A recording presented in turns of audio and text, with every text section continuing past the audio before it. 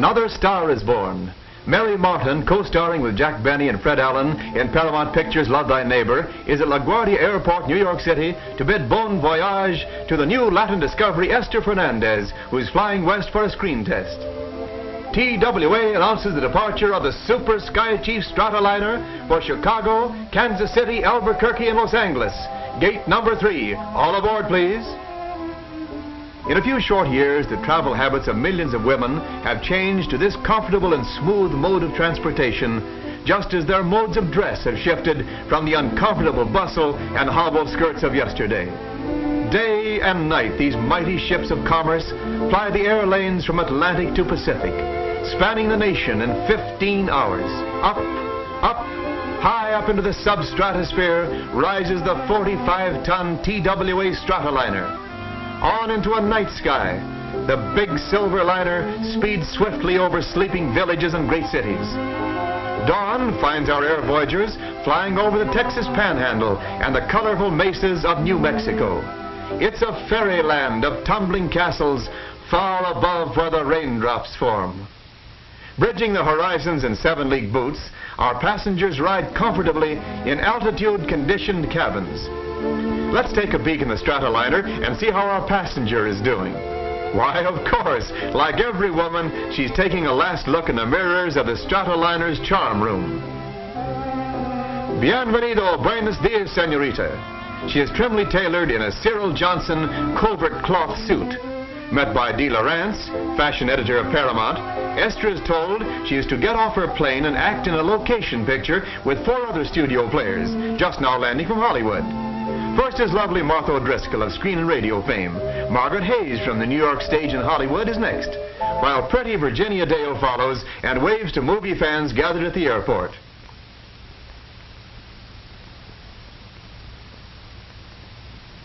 Take notice of the smart airplane luggage that the air passengers are using.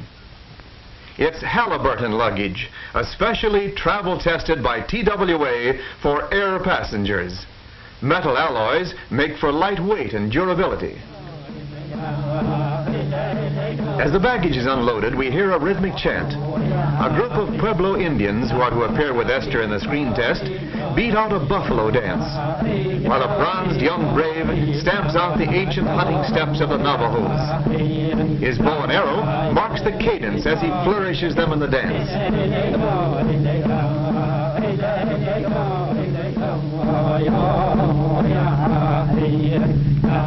Quiet! Action! Camera! You are now seeing the color screen test of Esther made through the lens of the studio camera. Esther, changed into ceremonial garb, now makes her first bid for fame in Hollywood. Good luck, Esther.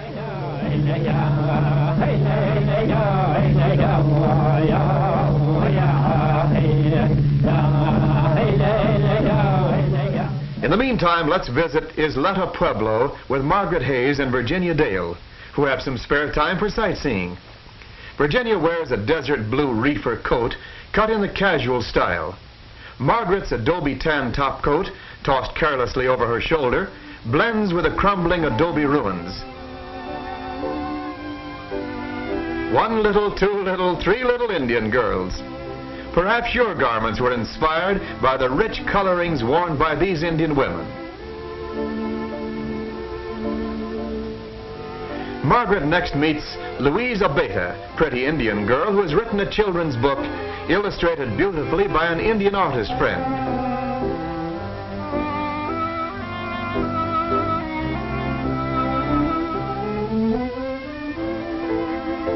The girls next visit the mission of San Antonio de Isleta, built in 1621, just 1 year after the Mayflower landed on our eastern shores. Here in the faith brought them by Coronado in 1620, the Pueblo Indians reverently worship the God of the white man.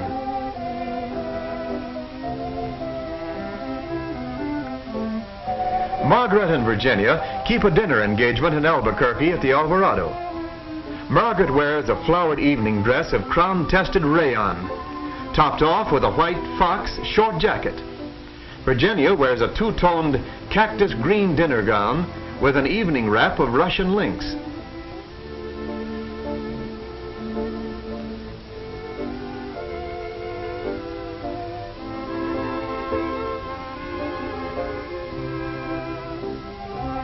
Two other charmingly dressed girls wait in the lobby. This is a stunning burgundy leaf evening dress with a white background of crown-tested rayon. The gray silver fox jacket is worn casually. Here is a brilliant plaid dinner dress with a tight-fitting jacket and with a knotted scarf worn around the shoulders. Note how pockets are outlined in the same jersey material as the skirt. The four Paramount girls and Miss Lawrence were given a big surprise. The studio gave them a week's vacation, so here they are in a Stratoliner flying to Phoenix, Arizona.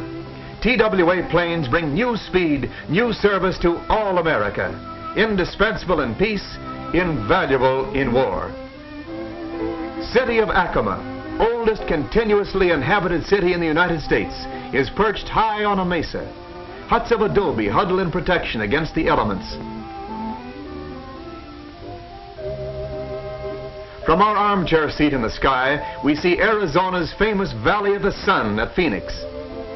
Camelback Mountain is outlined on the horizon, while below appears Camelback Inn, where the girls will soon be sun-lazing. Natural desert backgrounds blend perfectly with the original landscaping of the inn, one of the most beautiful of more than a score of resort hotels in the Phoenix Sun Country, where thousands of vacationists relax and find new frontiers of fun. Well, where are the girls? Yippee, ride 'em, cowboy! Could one of our girls be in that station wagon? Why, it's Virginia in frontier costume. The ranch foreman gives her a hearty Western welcome. How about a breakfast ride tomorrow, says he. It's a date, says she. Margaret and Esther explore the grounds in their dresses of Celanese rayon. Esther's jersey casual dress of two-tone desert sand is nicely balanced with embroidered pockets. Margaret's jersey casual is two-tone cactus green with soft embroidery around the yoke. The grounds of our resort are studded with wild cactus. Martha wears a stop red station wagon coat that accompanies a vacation mood. Underneath, a blue gabardine slack suit makes a colorful contrast. Sunrise on the desert as the girls awake early for their breakfast ride. Orange, gold, and purple tints flood the morning sky.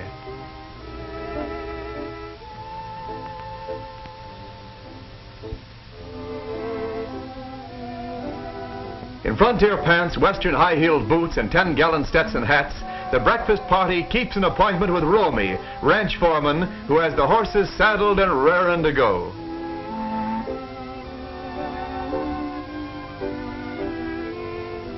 Fashion makes way for comfort in Western clothes.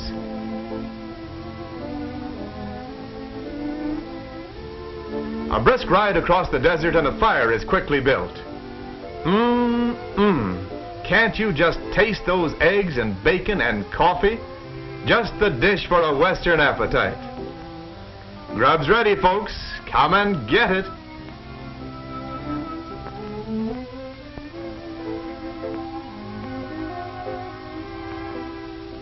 Here you find the friendliest people on earth.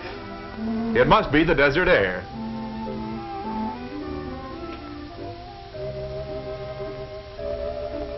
Sun-lazing at the pool follows the breakfast ride. Martha lounges in the patriotic colors of red, white, and blue. Her crisscross bodice tops a full skirt with a shirred matlatex waistband.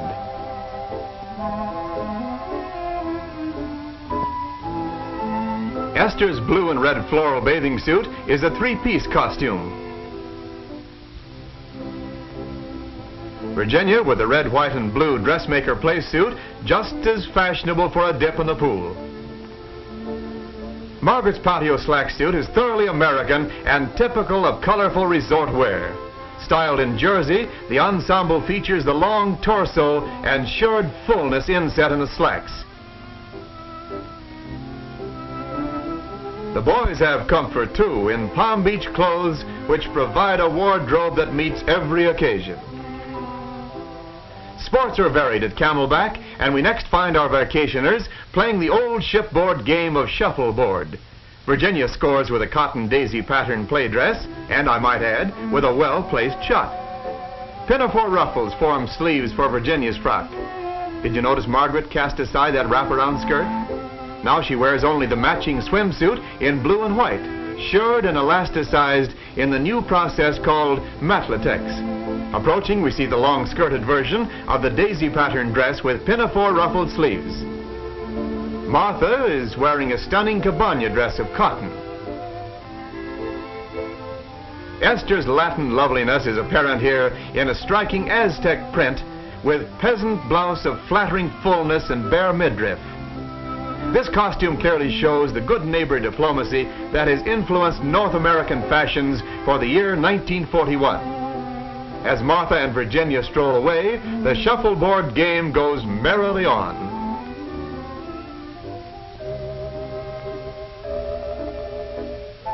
During the cocktail hour, Margaret appears in a sophisticated sheer night blue dress with white yoke embroidered with beaded daisies and edged with perky white piqué.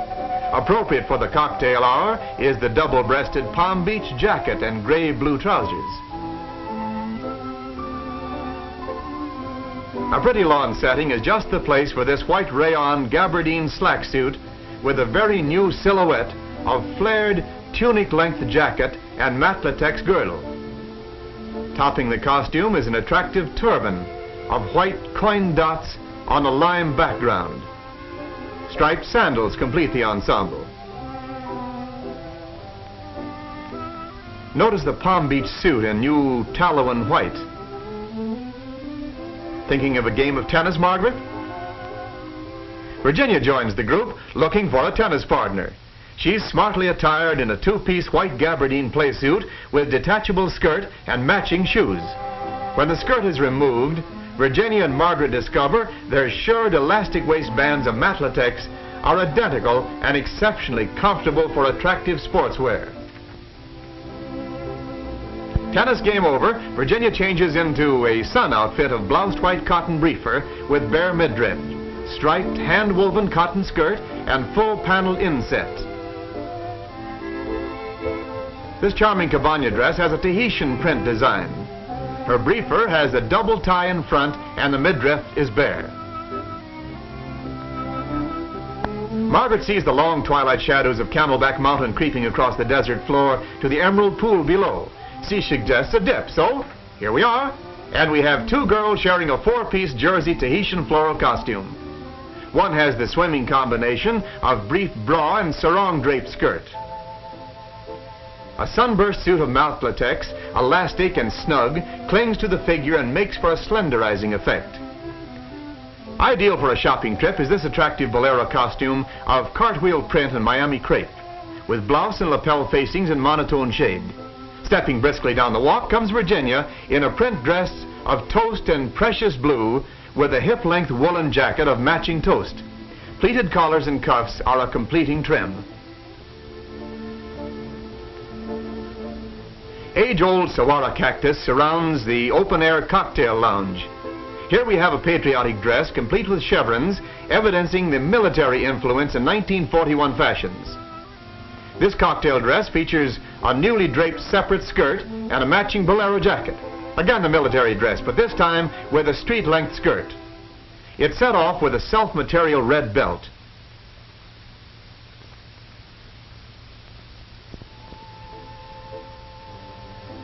Well, doesn't he look comfortable?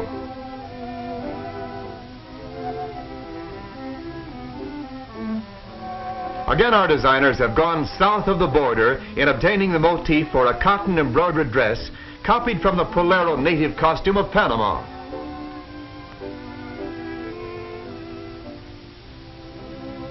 And so reluctantly our girls leave the sun country. Miss Vera Logsden, veteran TWA hostess, steps primly in the newest of Sky Girl uniforms of stratosphere blue.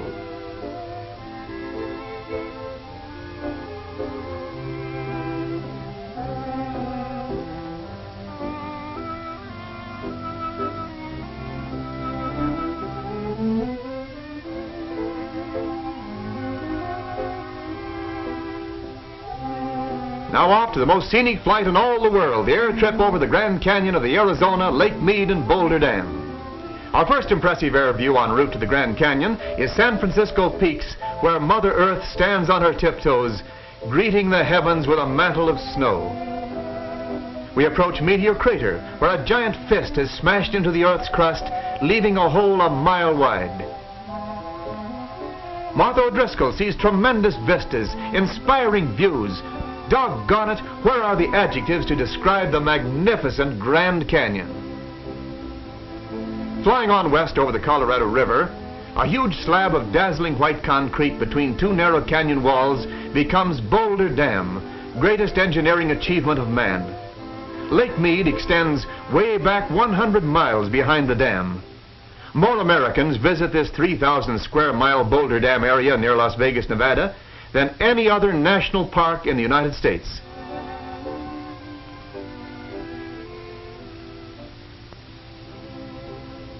Winding highways curl and twist their way on the canyon sides. Here is provided inspiration and pride for all Americans to share. We land at Boulder City Airport, only 7 miles from Lake Mead and Boulder Dam. Two most pleasing costumes on our trip were seen at the dock at Lake Mead before boarding the motorboat for a sightseeing ride. This is a tropical red-tailored suit with full English drape and new long-length coat. The newest in sports shoes are Joyce Coolies. This pretty brunette is dressed in a misty blue reefer with red coolies to match. A fast cruiser takes us for a ride on the placid waters of Lake Mead, leaving behind a highway on water as our wake ripples away in the distance. The shores are rimmed by desert mountains, but here and there an island has been formed. Cathedral Rock is a chalk cliff that stands alone in isolated beauty. So we take off from Boulder City, heading towards Los Angeles on the last stage of our grand air trip and vacation. The girls are reminded that horizons in the air, like fashion horizons, are reached only to reappear again and again. As Tennyson said nearly a century ago, "For we dipped into the future, far as human eye can see, saw the vision of the world and all the wonder that would be. Saw the heavens fill with commerce, argosies of magic sails, pilots of the purple twilight, dropping down with costly bales."